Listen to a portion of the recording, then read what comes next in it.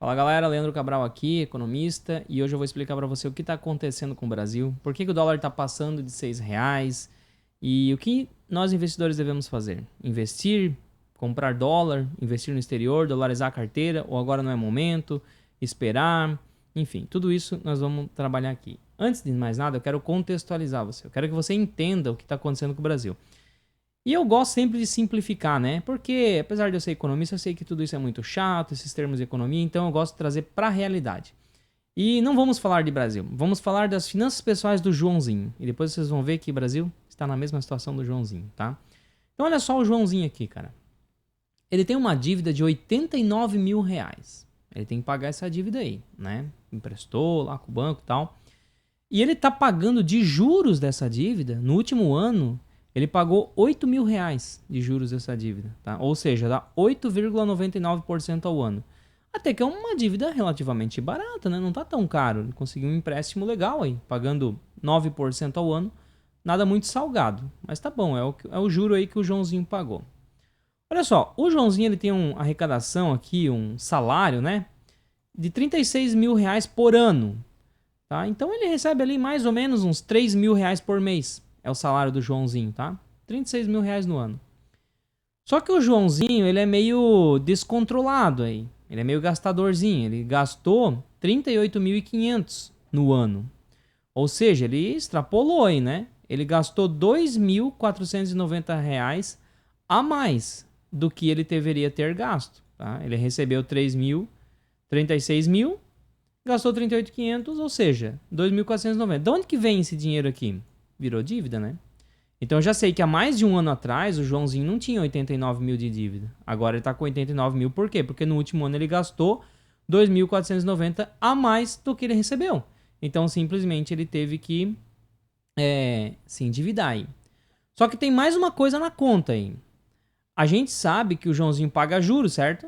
Ele paga 8 mil reais de juros, pagou dessa dívida que ele tem aqui.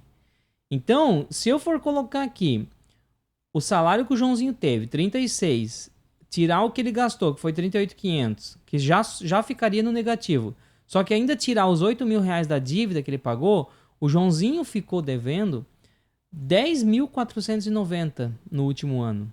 Então ele aumentou essa dívida aqui. Se tá perto de 90, então essa dívida aqui era menos de 80, né? Era lá 78, mais ou menos, no ano passado. E o Joãozinho está se endividando. Agora, veja que interessante. O banco tinha emprestado para o Joãozinho a 8,99, que foi o que ele pagou de juros. Agora eu te faço uma pergunta. Você acha que ele indo lá no Itaú de novo, lá no Santander, no Bradesco, fazer um empréstimo lá, você acha que o banco vai emprestar para ele a 8,99? Não vai. Por quê? Porque o banco está vendo que o Joãozinho não está dando nem conta de sobreviver com o próprio salário. Ele está fechando no negativo no próprio salário e ainda está tendo que pagar juros. Ou seja, até onde vai isso aí?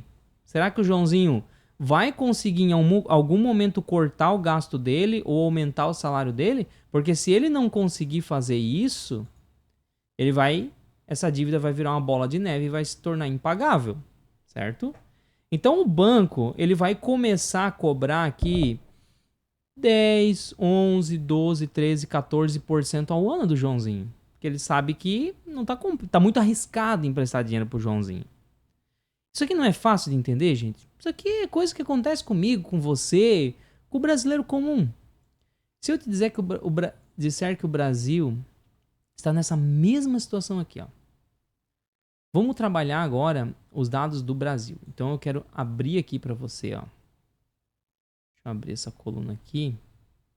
E aqui eu só multipliquei por 10 aqui pra gente trazer pro Joãozinho anual. Mas agora vamos olhar aqui, ó. Essa é a situação do Brasil em bilhões, tá? O Brasil tem hoje uma dívida de 8,9 trilhões de reais, 8.900 bilhões, que dá 8,9 trilhões. Pagou de juros no último ano 800 bilhões de reais, que dá 8,99, igualzinho o Joãozinho lá. Ó.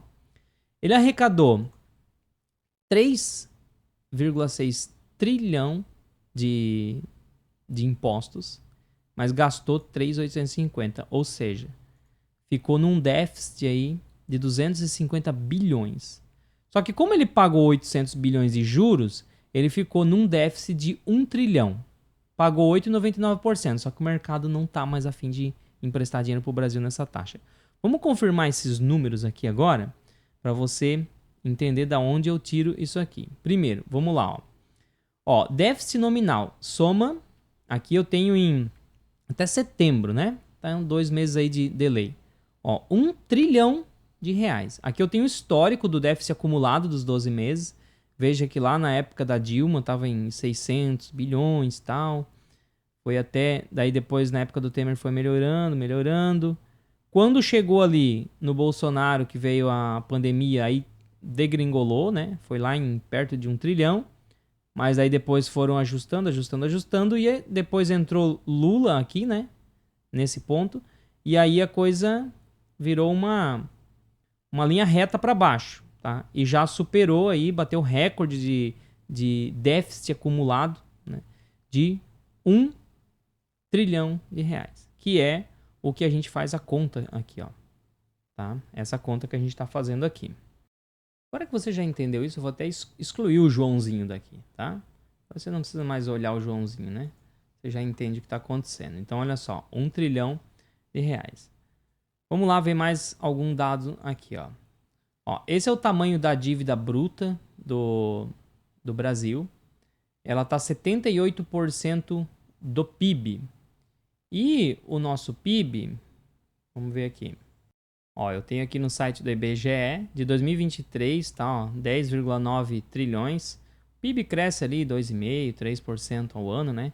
Então vai fechar um pouquinho acima de 11 trilhões no ano de 2024, o nosso PIB, que é a geração de toda a riqueza que a gente tem no Brasil, né?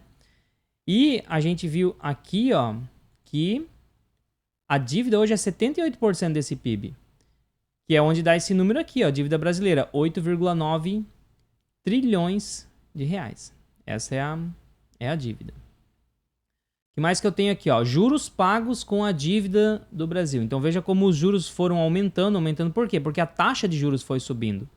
Lá atrás, né, no governo Bolsonaro, a taxa de juros não estava tão alta. Então era bem mais fácil manter a dívida. Pagava ali, era como se o Joãozinho pagasse lá no ano, né, R$3.400 de juros, 4.000, 5.000, por aí vai. E aí foi aumentando, e agora já está pagando 800 bilhões de juros por ano dessa dívida. E aí é onde está na nossa conta aqui, ó, 800, ou seja, 8,99%. O que eu falei não é tão alto, porque os juros eram bem mais baixos. Agora, se a gente for ver aqui, ó, quanto que está esse juros? Se o Brasil quando o Brasil está pegando dinheiro emprestado para 2031, porque o que você tem que entender é que a dívida do Brasil são os títulos do Tesouro que ele emite. Então, quando o governo ele não está dando conta, vamos pensar assim, ó, quando o Joãozinho não está dando conta, ele vai lá no Itaú e diz, Itaú, me vê mais um empréstimo aí, porque, fechei mais um ano no negativo aí, não estou dando jeito de pagar as contas, me dá um dinheiro emprestado aí. Assim o Joãozinho faz. Como é que o governo faz? Quando o governo vai lá, gasta e não consegue arrecadar. Ele vai no mercado e ele vende título público. E aí os investidores compram. Quando quando a gente está comprando um título do Tesouro, investindo na Selic, investindo num título do Tesouro pré-fixado, IPCA lá, né? O que a gente está fazendo? Nós estamos colocando dinheiro na mão do governo em troca de receber esse dinheiro no futuro com juros. Só que, na contrapartida, o governo está se endividando com a gente, certo? Quando eu vou lá e invisto R$1.000 na Selic, o governo tem uma dívida de R$1.000 comigo. Então, o governo se endivida através da emissão de títulos. Só que esse preço aqui, ó, 13,9%, 13,7% ao ano, não é o governo que estipula isso aqui, é o mercado, entendeu? O governo está precisando de dinheiro, ele está dizendo, gente, está aqui, ó, meu título está aqui, pega, eu preciso. Mas ninguém compra. O mercado ele só compra quando o juros está lá em cima, para poder atender a necessidade de emissão de títulos do governo. Então, hoje o mercado está exigindo quase 14% ao ano para emprestar dinheiro para o governo até 2027. 13,7% ao ano aqui, ó, para emprestar até 2031. Ou seja, esse 8,99 aqui não vai mais acontecer. O governo, com esse tamanho de dívida aqui, ó, o governo vai ter que pagar lá, talvez, vamos colocar aqui, 1 trilhão, ó, daria 11,24. 1 e 100. Ó, o governo estaria pagando 12,36. Olha o tanto de juros que o governo vai ter que pagar. Vamos colocar aqui, 11,200. E olha aqui o tamanho do déficit que vai se criando. Se esse déficit aqui vai aumentando, a dívida aqui também vai aumentando. E daqui a pouco essa dívida que está em 8,9 vai chegar ali em 12, certo? E se chegar em 12, a coisa vai ficando insustentável. O juros vai subindo aqui, né? Isso aqui vai chegar daqui a pouco em 1.500. Olha lá, ó. E assim vai, ó. Ou seja, uma bola de neve. Se não virar a volta, isso aqui vira uma bola de neve. E até onde que vai isso aí? Então vamos deixar aqui, ó, que tá na situação real. Vamos ver o que mais que eu tenho de dados aqui, né? Então isso aqui eu já mostrei para vocês. Aqui só para confirmar, ó, o acumulado de 12 meses, né? Ó, juros nominais pagos, 819, aqui eu tô no site do Banco Central do Brasil, tá? Estatística real. E aqui, ó, esse número aqui, da onde que saiu, né? 250 negativo, ou seja, tá faltando dinheiro. Tá aqui, ó, 252, tá? Esse é o valor negativo, o valor do déficit aí. Ó, quando tá positivo, sinalzinho de mais é déficit. Quando tá negativo é superávit, tá? Então ele tá invertido aqui no site do Banco Central, beleza? Mas é 252 que faltou na conta. Então essa aqui é exatamente a situação do Brasil. Agora vamos lá, para você entender assim, o que acontece na prática? Por que o mercado não gosta disso? Primeiro que isso aqui gera inflação.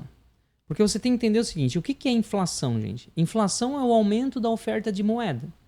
O dinheiro numa economia, ele é um bem de troca como qualquer outro bem.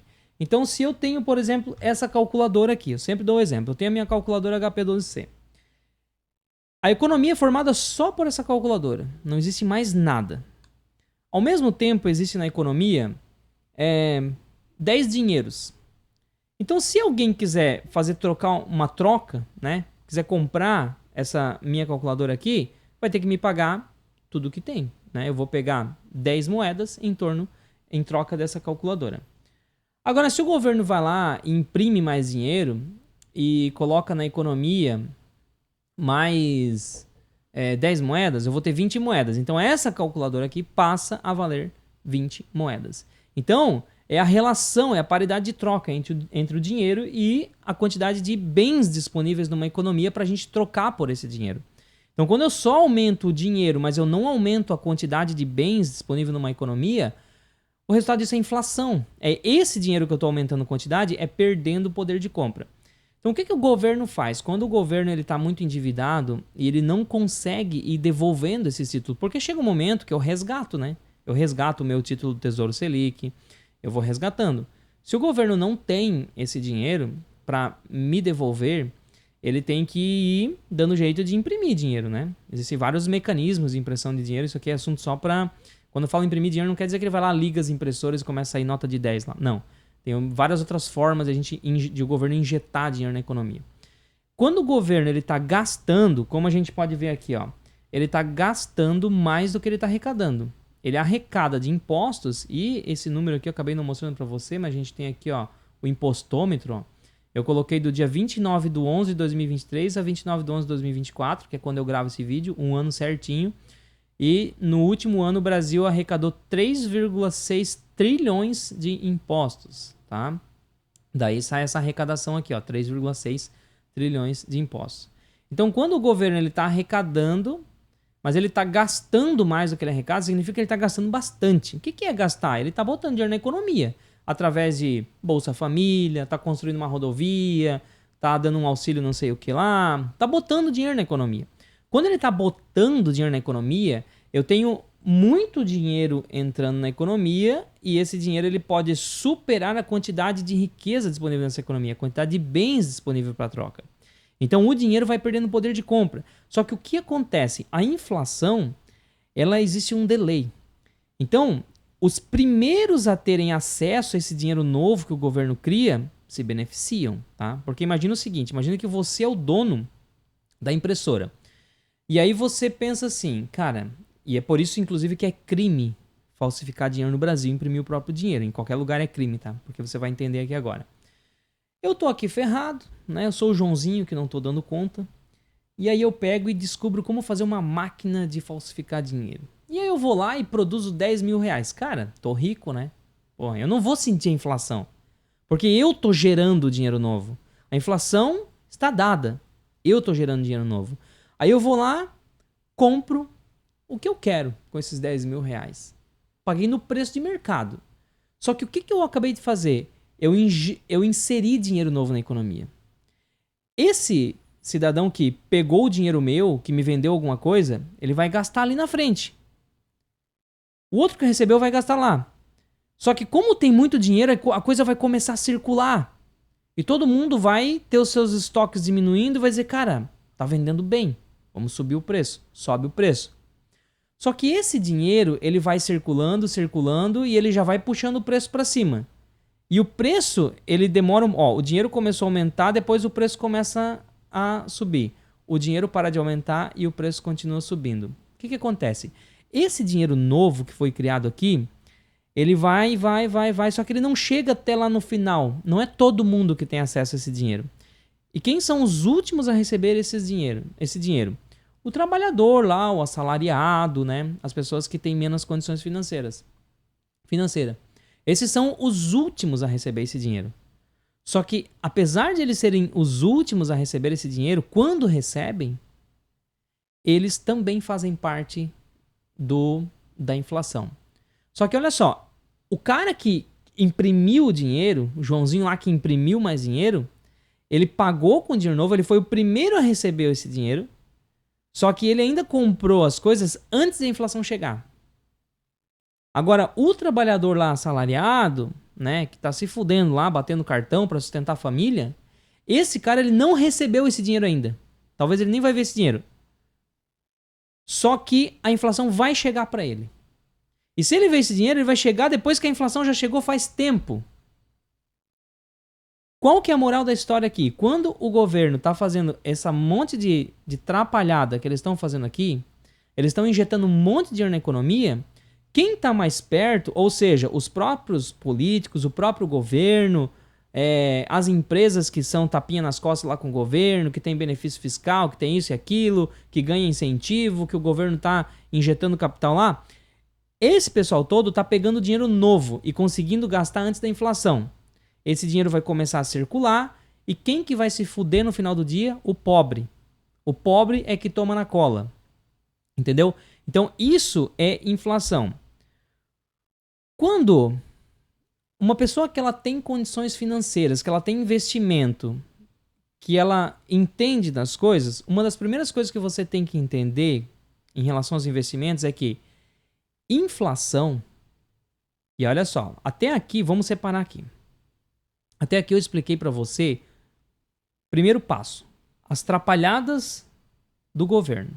Né? Eu mostrei aqui o que está acontecendo com o fiscal brasileiro. Mostrei aqui para você. Primeiro passo. Agora eu expliquei para você como que isso aqui gera inflação.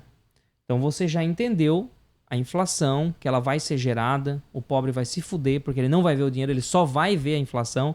Então você que tá com dificuldade financeira, vai ficar mais difícil ainda para você se o governo não mudar o rumo disso aqui. A inflação vai chegar, tá?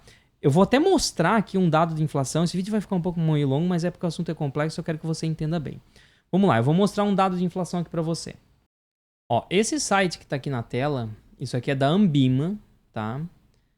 Que é uma instituição oficial aí no Brasil. Inclusive a minha certificação de especialista em investimentos é emitida pela Ambima. Então, olha só. No site da Ambima, eu consigo ver qual é a inflação que o mercado está projetando. O mercado. O Banco Central, ele tem uma meta de inflação no Brasil que é de 3% ao ano. Com bandas, né? Que vai de 1,5% a 4,5%. Então, não pode passar de 4,5%. Só que, olha só, no curto prazo, o mercado está projetando uma inflação de 7,47% ao ano. E aí, no longo prazo, pode ser que a coisa vá diminuindo, ó, mas depois de de 252 dias, que aqui está em dias úteis, que vai dar um ano, o mercado projeta uma inflação de 6,4%. Se eu for olhar para um longo prazo, lá para frente, lá, ó, o mercado vai projetar, mas o mínimo que ele projeta para 2.391 dias, eu estou vendo aqui, isso aqui vai dar mais de 10 anos, né? O mercado projeta no mínimo 6% ao ano de inflação para o Brasil.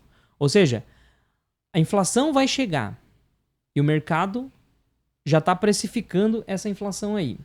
Agora, então, olha só, eu expliquei as atrapalhadas e mostrei para você que isso vai gerar inflação e o mercado já está precificando essa inflação. Agora vamos para um terceiro ponto para você começar a montar o quebra-cabeça e chegar no dólar. O câmbio de um país, ele basicamente ele é muito complexo, cheio de matemática e tal, mas no grosso modo, o câmbio de um país ele é formado comparando o poder de compra de uma moeda com o poder de compra de outra.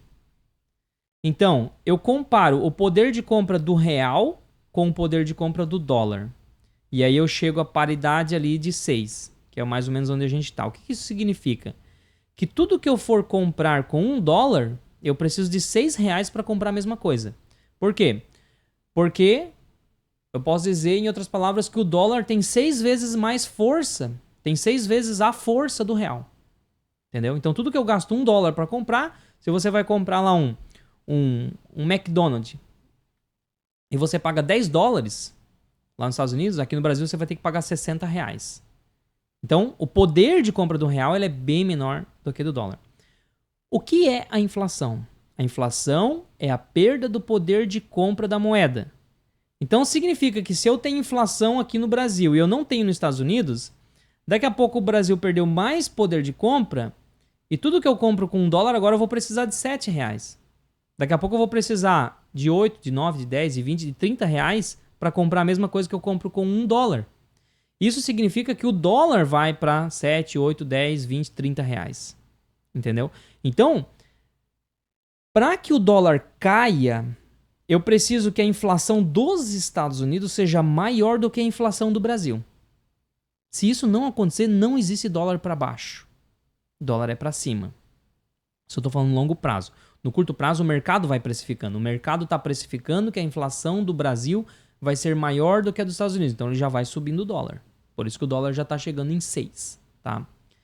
Então, aqui você entendeu o que acontece. A inflação, ela joga o dólar para cima. Agora, tem uma coisa importante aqui, galera. A gente entra numa reação em cadeia. Por quê? Porque toda a nossa economia aqui, ela é dolarizada. Então, quando você compra lá arroz, feijão para botar na mesa, saiba que o preço do arroz e do feijão depende do preço do dólar. E que se o dólar sai de 6 e vai para 12, você vai pagar o dobro do preço no quilo do arroz, no quilo do feijão. E o que é isso? Mais inflação.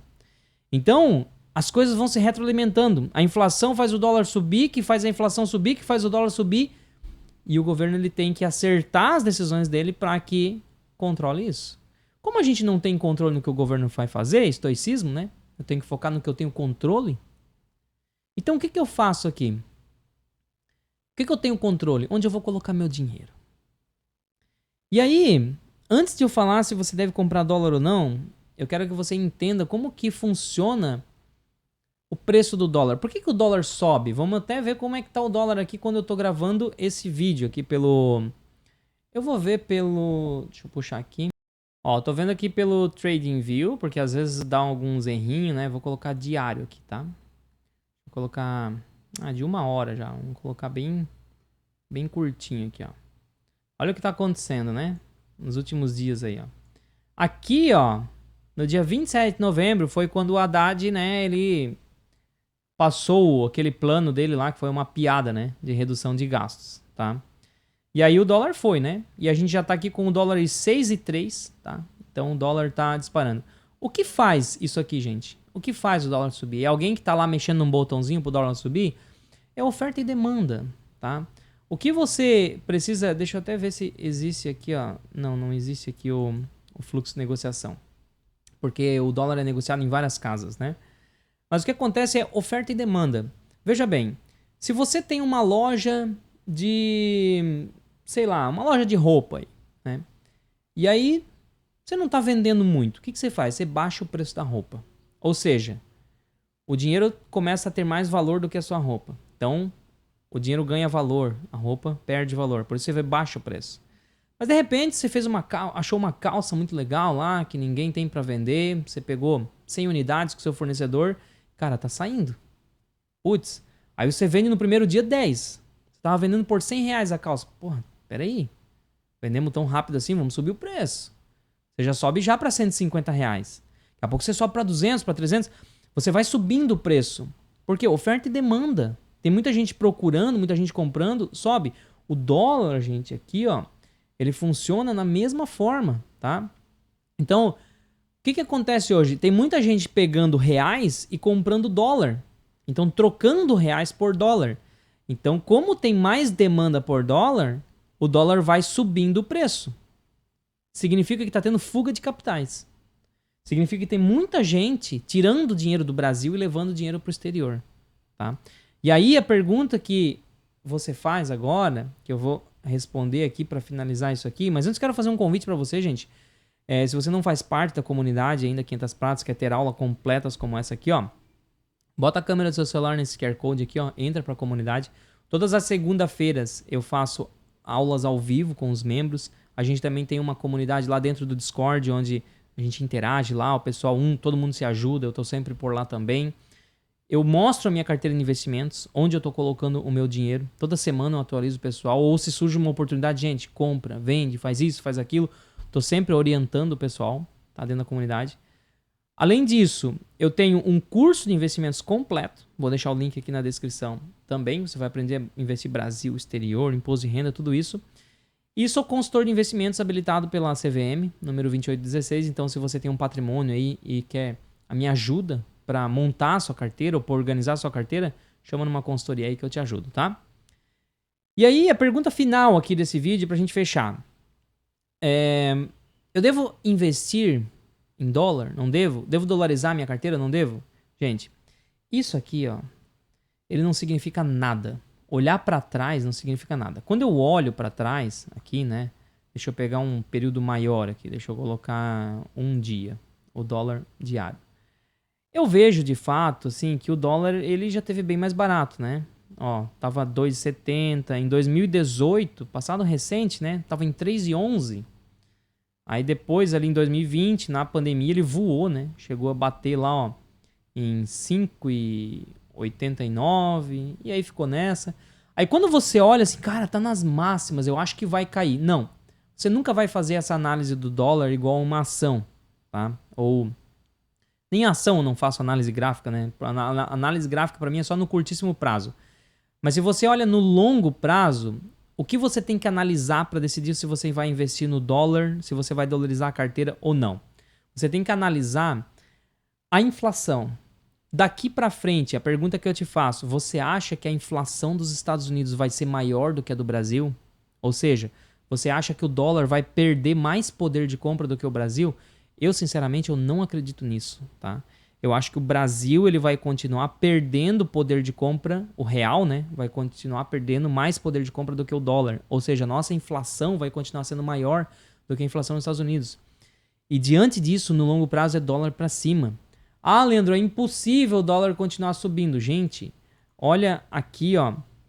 Quando a gente tem, deixa eu pegar aqui, peso argentino para dólar. Tá?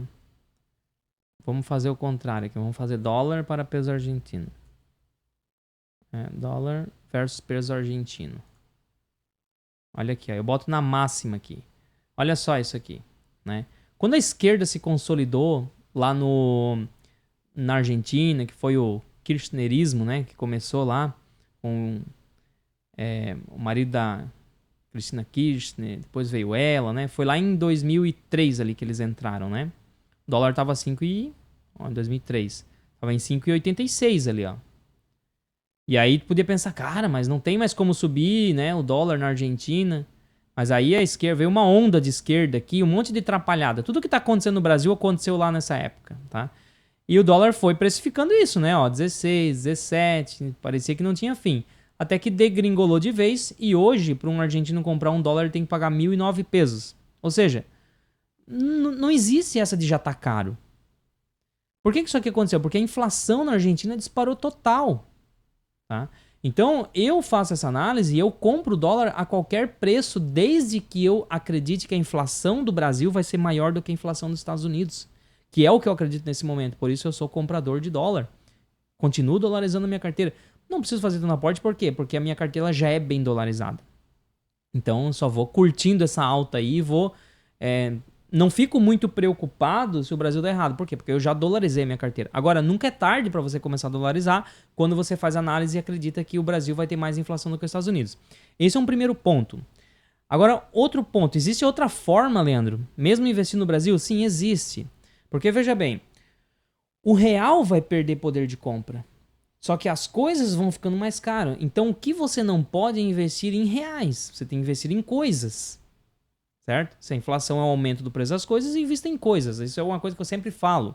É algo que eu sempre falo. O que é investir em coisas? Investir em imóveis, investir em ações, investir em bens físicos.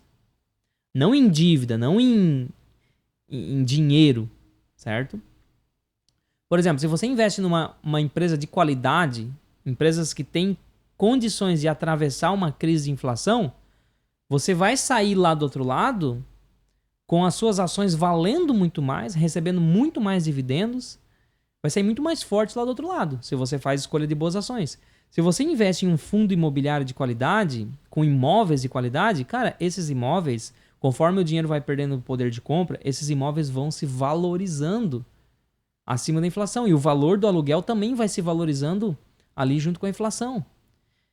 Quando o fundo tem qualidade. Então você se protege. Ou seja, o que eu não faço hoje, e eu faço com cautela, é investir em dívida. Por quê? Pô, eu pego um título do Tesouro, me pagando 14, é ruim? Não, não é ruim. Mas e se essa inflação explode de vez? Aí eu tô fudido. Então eu posso investir no título do Tesouro indexado à inflação. Mas ainda assim, com o preço que eu tenho em ações e fundos imobiliários, eu tenho oportunidades tão boas quanto. Então, a minha carteira hoje é uma parte em títulos de renda fixa, uma parte bem maior em ações e fundos imobiliários de qualidade. Quem está na comunidade sabe quais são os que estão na minha carteira, quais que eu invisto, eu analiso, explico a tese por trás de todos eles. E outra, investimentos no exterior. Tem que ter investimento no exterior porque é muito arriscado concentrar tudo no Brasil. E aí, quando que a gente compra dólar? Quando a gente acredita que o Brasil vai ter mais inflação do que os Estados Unidos, independente do quanto já subiu ou caiu o dólar no passado. Espero que eu tenha te ajudado com essa aula aqui. Todas as formas que eu posso te ajudar, eu deixo o link na descrição. E eu te vejo no próximo vídeo.